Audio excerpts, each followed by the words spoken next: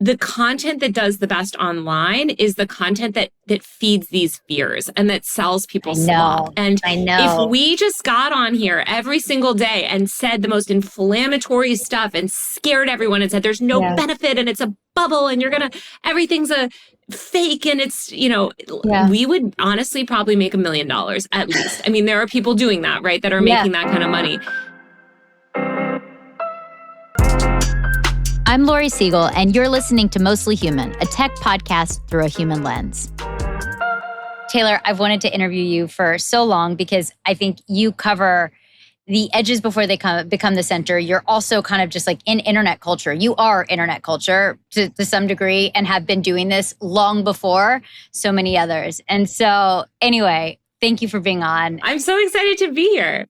Yeah, look, and I think I've always been looking, I'm like, okay, there's so many things that I want to talk to you about, but something happened I think it was last week that I was like, this screams like a hot take from Taylor Lorenz. And that was OpenAI's Backlash for their brand trip with creators, which I think might sound kind of inside baseball to folks who are kind of like, okay, I'm interested in AI. Why on earth should I care about like a brand trip for OpenAI? But I think it represented something so much larger, which you touched on, which is just the disconnect of technology and reality and how that's playing out from an internet culture standpoint. And internet culture is culture now. And so no one better than you to talk about it. And I think, and kind of what it represents. So can you start out a little bit with just explaining what happened and why the backlash? Yeah. So OpenAI, obviously, ChatGPT launches in 2022, becomes the fastest growing consumer product of all time. Hugely popular product, right? So millions and millions of people are using these tools that they're creating. But there's this disconnect, especially as these tools become more pervasive, people start to learn who Sam Altman is. They start to have a PR problem on their hands where suddenly people are like, hey, ChatGPT is amazing, but why is my boss making me use it? Why is there all this AI? Why? So what happened? Yeah. Suddenly AI is all over. It's invading my life. And like OpenAI is this company that I hear about doing all of it. Also, Sam's, of course, on this media tour. So maybe a year ago, 6 months ago, they decide to kind of engage in this like PR effort. They hire Charles Porch, who's truly like built Instagram into the brand that it is today. He was head of partnerships. Like, you remember Laurie probably in the 2010s. Yeah. Charles Porch was just getting every single like internet influencer or celebrity on Instagram. I guarantee 100%. You Charles Porch, he set up their account. Mm-hmm. Like, that's right. This guy is like legendary. So they hire him. They start to build out this like their comms team, their marketing team, and they start to engage with influencers. First, they invite a few influencers to some of their sort of corporate developer-facing events. And then they decide a couple weeks ago to host their first ever influencer brand trip. And this brand trip was at this like pastoral estate. It was in upstate New York. Everybody had their own kind of beautiful cabin. It was this like I heard people comparing it to Midsommar. Did you see any of that? Yeah. And OpenAI brings these about 24 influencers up to this beautiful, idyllic landscape in upstate New York where they have this weekend where they do things like beekeeping, hiking, walking. Also, some would say getting propagandized about AI. Some would say sort of learning about AI, but they have these sessions where OpenAI staff is sort of explaining the tools to them and educating these lifestyle influencers. It's important to note that while OpenAI has engaged with tech content creators for a while, like developers and sort of developers that also have, that are sort of vibe coding maybe, and they have a platform on TikTok, this is the first time they've really engaged like the lifestyle influencer community. Yeah. So these are, sort of one woman that was getting a lot of backlash. She teaches like soft skills, she says, or whatever. But they're the type of influencers that are going to vlog, their experience. And so that's what sort of kicked off the backlash. And I think it represented such an important moment in tech and the disconnect with society. We've been covering technology like in dog years, like for like 100 years, for a very long time. And it used to be, at least when I was covering over the last 10 years, it used to be very much like, I don't know, like entrepreneurs were like, on posters in the subway. They were the heroes. Like Silicon Valley was sold as a meritocracy. Like, whereas like you could work hard. And if you worked hard enough, you could potentially also build out a multi-million-dollar company and all of this stuff. And I think that culture the culture and the viewpoint of that has changed because the reality is very different now. And what's been really interesting is to look at, I'm going to say this and I sound like an old person, but like how young people are viewing artificial intelligence. And I think, I don't blame them to some degree, right? People booing commencement speakers, a lot of people graduating and the jobs that they spent years preparing for might not even exist, right? They're looking at no, go ahead. Yes, you're right. There is this like huge anti-AI sentiment, but I would caution people against thinking it's an age issue. Because I think this is something that is affecting broad swaths of the American public. And I think it's something that's terrifying to college graduates, but also the 45-year-old with two young kids at home that might lose his job or is being asked to use AI tools that, are ultimately going to be trained to replace him. Like AI is sort of like infecting every single area of life. And there's a lot of skepticism sort of across the age ranges, I would say. Yeah. And I think it's a good call out. And when I was looking at this, and you did a video that folks should watch because you stated so eloquently, like we are not in really kind of like the same moment in time as we were 15 years ago. Now we're looking at a world where Silicon Valley and politics are really intertwined, when the wealth disparity is growing. I have spent time, as you have, in Silicon Valley, and there's this bubble and this promise that artificial intelligence, and by the way, I should get it out of the way. Like I love technology. Like I'm such a geek on tech. Same. That's why we're tech reporters. Yes. Right? Like, so there's a part of me that understands innovation and the inevitability of it and what can happen when it works for you. And I remember thinking this after I interviewed Sam Altman. And I remember walking away from that interview thinking that thing that made Sam really special as an entrepreneur back in the day, right? Like he was someone who really built out entrepreneurship when he was at Y Combinator. He was early in like the mobile landscape of like telling people iPads were going to be a thing. And like, so like not to get like super inside baseball on it, but there was something like really, I want to say, insane about entrepreneurs that they said, this is what the world is going to look like. You're going to sleep in a stranger's home, Airbnb. You're going to get in a stranger's car, and we are going to manifest the hell out of that. And you just don't see it yet. And to some degree, they were correct, right? That doesn't mean it didn't come with a lot of complications, right? With the rise of social media and the lack of guardrails, et cetera, et cetera.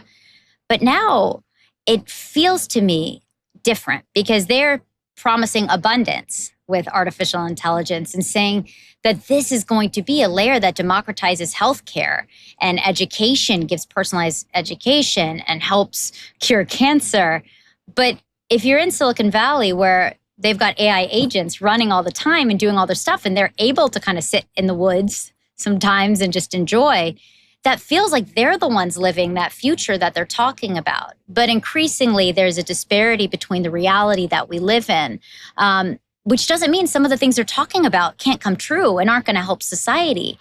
But something about this brand trip and this idea of lifestyle influencing when it came to artificial intelligence, where back in the day, we used to love to watch people who had aspirational lives on Instagram. Now I'm tired. Do you know what I'm saying? And I think, and now it feels like the world is on fire. So that was my TED Talk you didn't ask for, but I'm curious for your thoughts on it. I think you make a really good point when you say like now the world is on fire, right? Like everyone is facing a huge amount of economic anxiety. There's record wealth disparity. People are concerned about climate change. I live out here in LA where we're constantly dealing with the threat of wildfires. So are my parents in Colorado. Like it feels tough, right? I would say it's we're in the midst of the second Trump presidency where there's lots of chaos. So people are struggling in a lot of ways. And so Rebecca Jennings wrote a really great piece in New York Magazine recently. Everything she writes is so good, about actually this backlash to lifestyle influencers generally.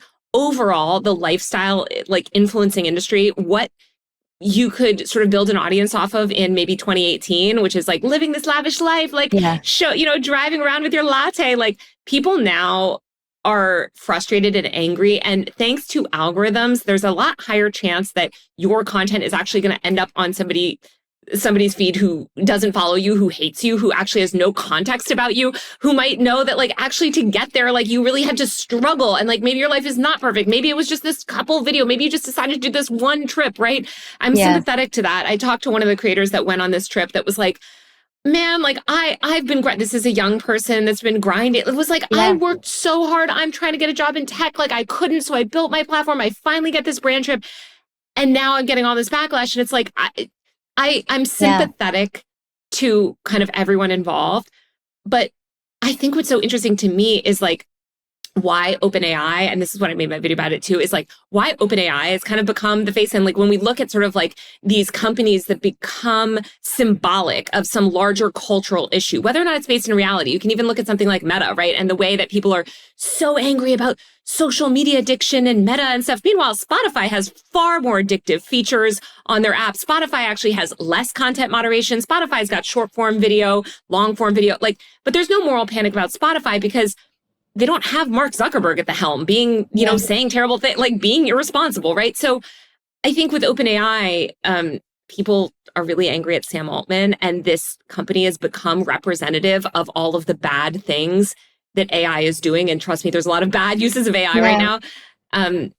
So it just seemed frustrating to see these influencers, these lifestyle influencers coming and putting this like sheen of like, come with me to go beekeeping as I promote, this company that you probably think is destroying the world. And we're going to do it all amidst climate collapse in this pastoral kind of like beautiful nature scenery. While, by the way, we're also, the AI industry is like building data centers that are obliterating, potentially our public lands. So I think there's just a lot of contradictions at play there. And when that makes its way onto the internet, obviously it's like fire. Yeah, sure. I mean, very well put. And I think about it and I'm like, if I were to argue the other side, right? I'm like, tech has a real education problem. Like in order for AI to work for everybody, folks have to understand it. And if there's a way, and one of the biggest ways, because as we know, traditional media is collapsing, you have the rise of the creator world, which you have been in for a very long time, but that the loudest voices don't necessarily mean the most credible. And so if you're a creator who has the ability to go in and have access to the people creating the technology that is fundamentally, for better and for worse, transforming the world, why wouldn't you take it? So it's a both and I think that's like, and of course nuance on the internet is such a joke, but I think when you say you talk to some of these influencers who are going there and getting this backlash, it's really important, I think, for technology to be able to communicate with the people it is supposed to serve. Because the more we divide that, the less these people get a seat at the table. I don't know. Absolutely. And I mean, one big problem I have with this AI backlash is like, a lot of these people refuse to acknowledge any benefits of this technology. They refuse to acknowledge it. And if you can't acknowledge the benefits of a new technology, you actually can't ensure those benefits are equally distributed or fairly distributed. And that's a huge problem. Grace, I forgot her last name, but there was this one lifestyle influencer named Grace who kind of became the face of the backlash because she actually doubled down publicly. And all these people that were like, this is morally wrong. She said, I didn't violate my moral code.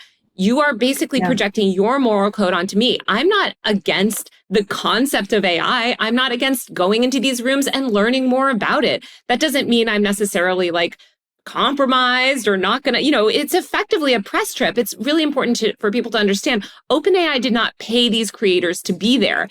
Yes, they got a free hotel room, but again, it's talk to any magazine fashion journalist. They're doing this all day long with the fashion industry, which I would argue is just as exploitative and harmful to our environment, if you want to talk about sort of irresponsible industries, right? But they're still going on the Balenciaga, press trip to Paris or whatever. So I think this is the way that comms, PR works, marketing works, media and press relations work. We know that influencers are effectively the new media.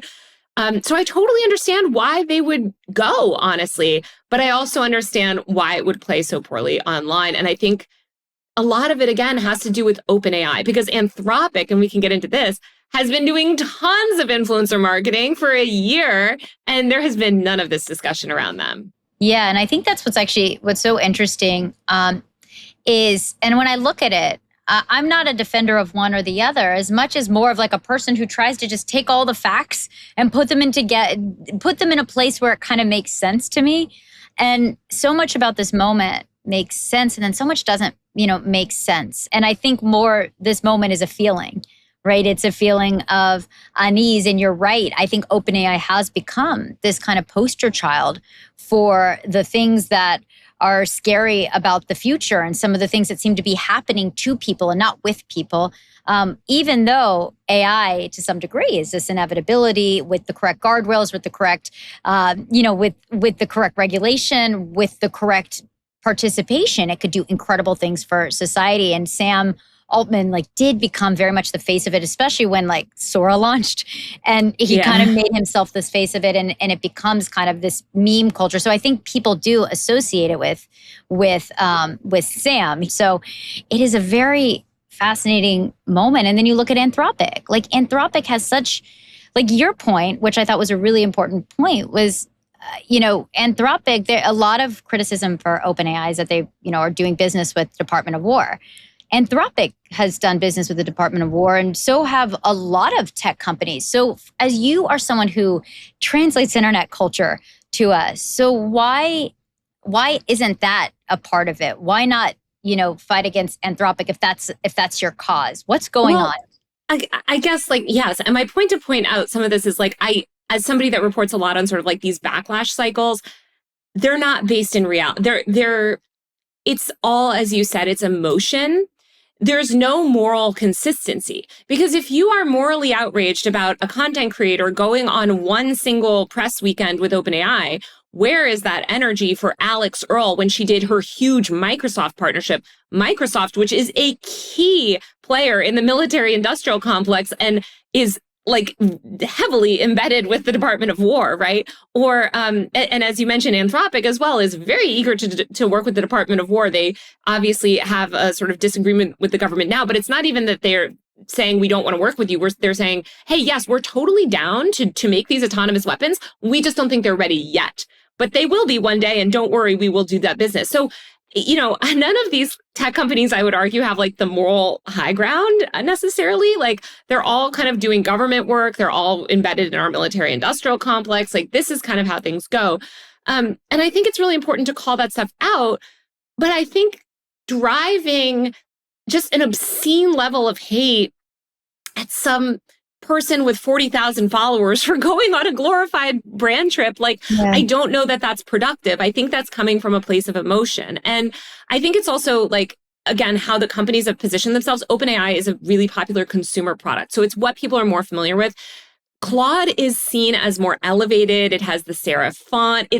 There's people that will shit on ChatGPT all day, but then and say, oh, it's evil. It's using up all the water. It's blah, blah, blah. And by the way, Anthropic's eating OpenAI's lunch right now, right? This is a massive corporation that I would argue also pushes tech policies that are incredibly harmful, way more irresponsible than OpenAI, in my opinion. But they're not as familiar with it, and it's seen as this sort of elite consumer product. It's elevated. Part of it reminds me, I covered the Tinder Bumble war back in the day. And it's similar dynamics where you see, and honestly, Uber and Lyft could be seen in a similar light, right? Where there's usually this first mover to the market, Uber, Tinder, that's a category defining, they release a category defining product. They then sort of often have a crazy, they all have some man at the helm that probably says some things that maybe, people don't like or whatever. Or there's some scandal. There's negative press coverage, as there should be, that we should scrutinize these tech companies. And then you have their biggest competitor coming around and saying, oh, don't worry, we're the good one. We're going to basically do the exact same thing, but we're going to sort of be responsible. We're going to be Lyft. We're going to be the responsible Uber. We're going to be Bumble. We're going to be the responsible Tinder.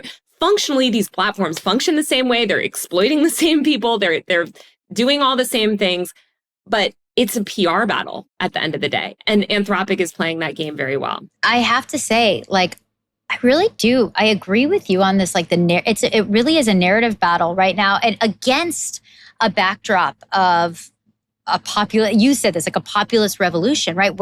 Where it's a narrative battle where sometimes I think the players who are winning are the ones who understand on a societal note like what's happening beyond Silicon Valley. It's not the papers about abundance that are being written. It's not the like pontification from like some of these founders. Like I know Zuckerberg just wrote a big thing. Like it really, I think is folks who really maybe are in the Silicon Valley bubble, but have a little bit more of an understanding of what's happening on the outside, which is fear, anger, wealth disparity, climate, all of these things, like, a political environment that a lot of folks have grown up with. And so I think it's I remember when looking at Anthropic and just having covered kind of, and this, like PR people will say things to you. You're always trying to figure out like, well, what is the angle?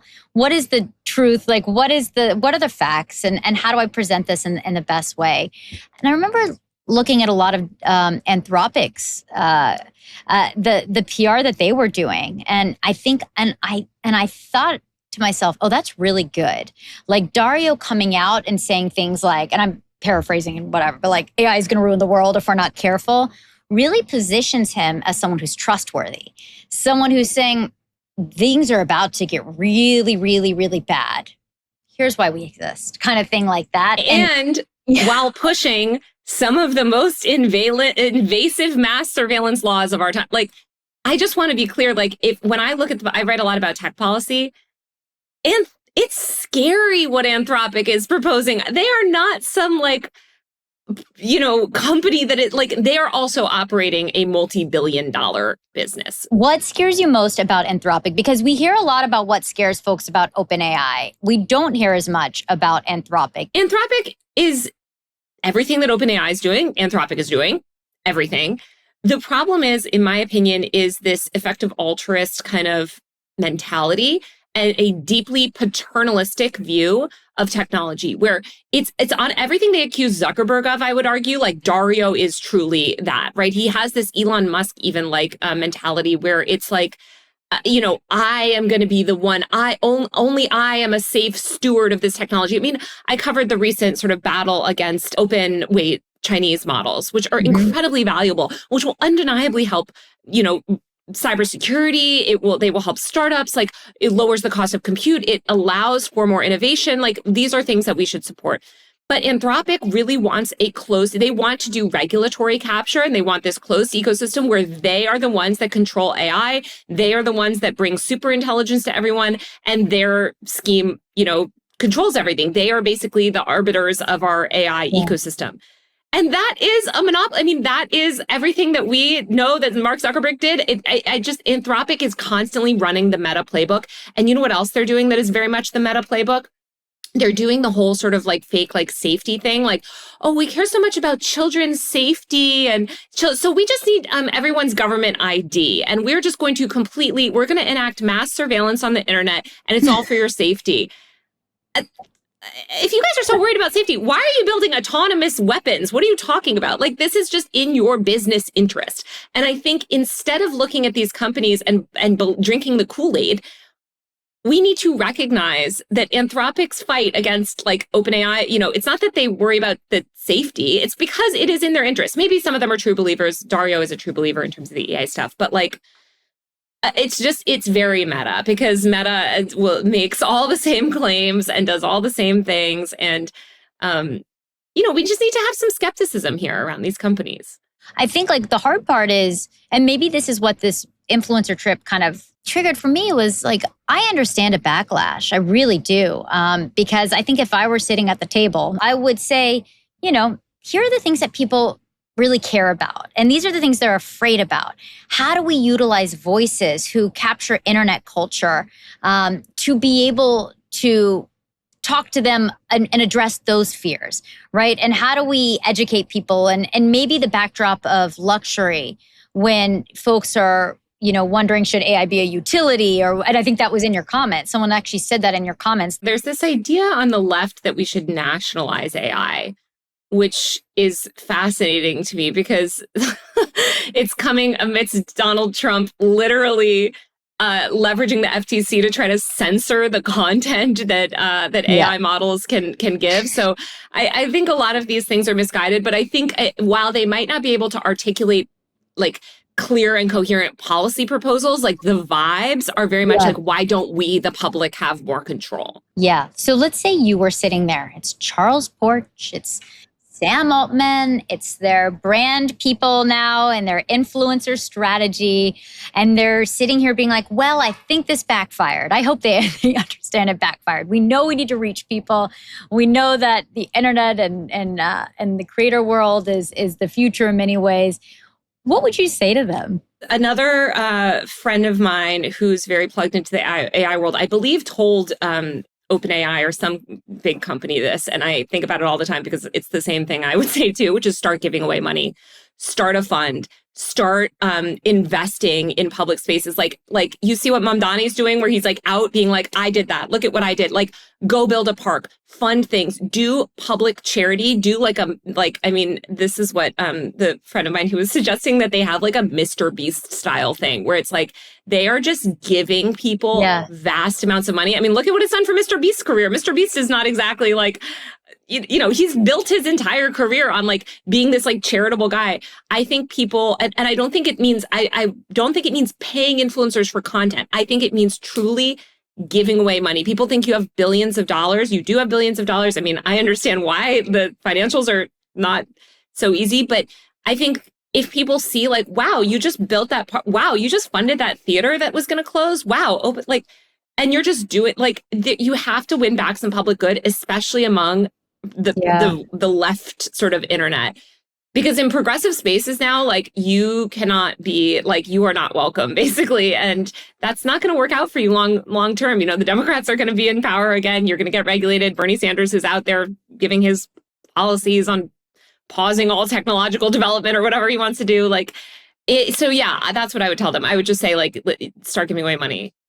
Yeah, I mean, and I love that idea of like investing in maybe kind of like IRL places too, and places that are going to become even more premium in a rise of AI, where, you know, jobs are going to go away, places are going to go away, and human connection is also something that's really important. Laurie, if they had rented out some space in upstate New York and said like, this is going to be free for the public, this is free for the public all weekend and we're paying for it. You know, this like that would generate goodwill. And by the way, we'll have some kiosks and we're going to explain AI to you in the corner here. But like, we want like, then it comes from this like a place of charity. I think it's this idea that like the marketing that they're doing now is like nefarious and like this elite kind of group of influencers is select, like there's all this stuff. And I think they just need to be a lot more open and engage directly. The thing that you kind of ended on that I think kind of captures it is this was a luxury brand experience, which by the way, tons of people do.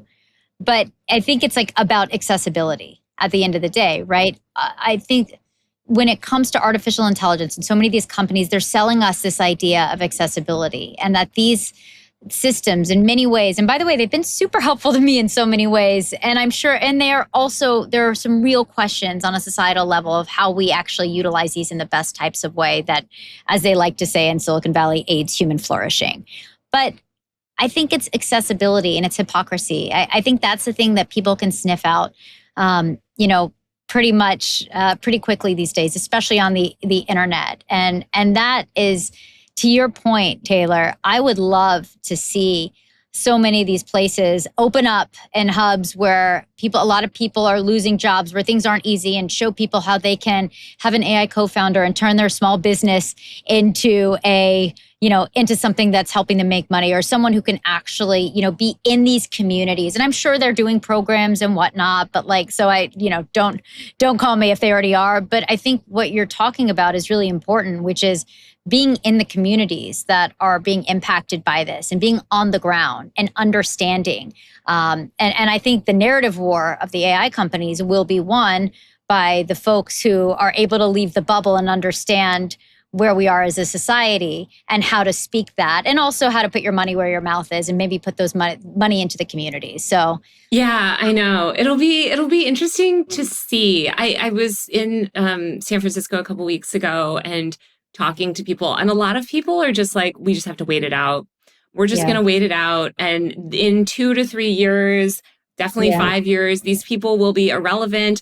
Also, a lot of these people that are so anti-AI, they're effectively making themselves irrelevant. Like they refuse to engage with this technology.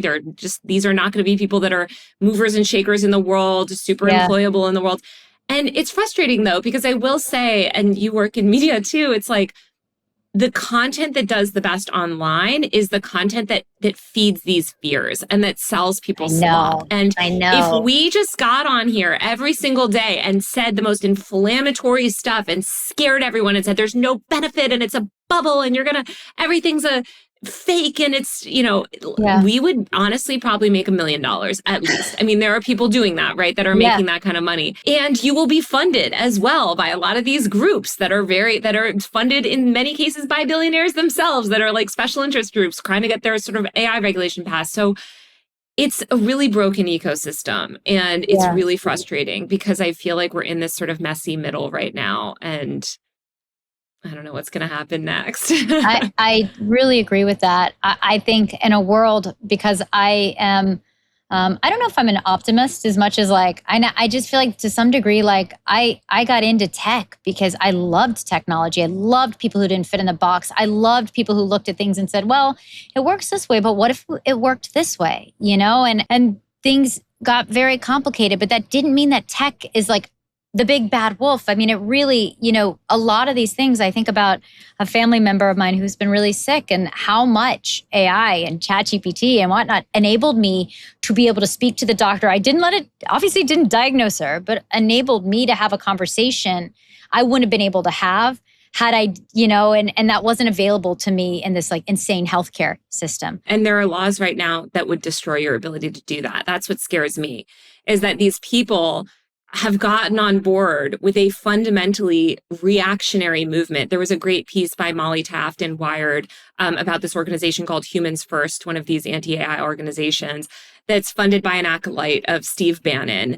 And it is a far-right extremist group that is, doing a lot with leftist organizers and had an event in Brooklyn. And it's getting all of these people on board with this like trad lifestyle of like, let's destroy technology. Let's go back to the 1800s. Like, guys, no, let's not throw the baby out with the bathwater. We can have smart laws. No one thinks that we need no regulation, maybe the people running the companies, but certainly there can be, we can try to use technology to build a better world. But what you're saying is so true, because I have seen the people, like a lot of dudes, like a lot of these, I mean, I just have to say some of it is dudes like kind of pontificating on the end of the world and being very dramatic about it. And it makes people fearful. And I understand there are a lot of things we need to be confronting with the rise of AI. But the way it's done is it is packaged, it does well, the algorithms pick it up, and it becomes culture, and it impacts a cultural conversation. I think like someone throwing a Molotov cocktail at Sam Altman's home, I don't care how, like, I just, I really do believe that to some degree, the culture of this and what's bolstered online is also dangerous, if not countered with real agency-driven educational content, which honestly is harder to do well online, which creates this whole weird fractured ecosystem that doesn't put humans in the front seat. And I worry about it sometimes, but my hope is that maybe it is what you say, that we ride this wave. We've ridden other waves before, and we see the narratives change, and we see technology work and not work, and promises be delivered and not delivered. And so my hope is that we'll fall somewhere in the middle.